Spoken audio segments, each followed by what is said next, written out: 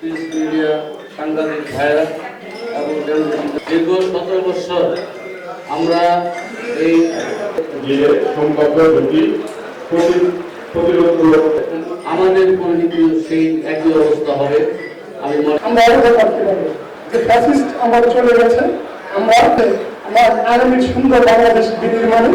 আমাদের উন্মুক্ত আলোচনা করার জন্য আমাদের সকলের নেতৃবৃন্দকে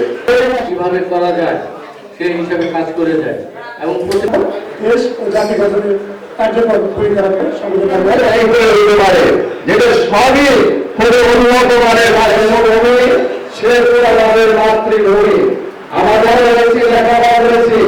এই জন্মভূমিকে আমাদের রাজনৈতিক সম্পৃক্ততার অভাবে সম্প্রীতি স্থাপন করা, রাজনৈতিক মনে করে বিগত 70 বছর ভোটের ক্ষেত্রে প্রভাব পড়ে। আমরা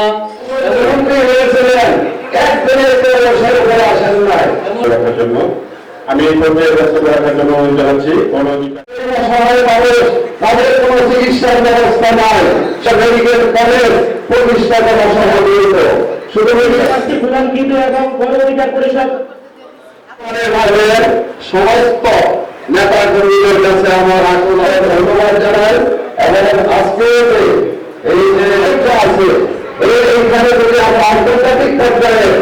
আমরা বিশেষ করে বাংলাদেশের যে বিষয়টা দেখতে পাচ্ছি, প্রতিরোধ কি ধরনের পদক্ষেপ গ্রহণ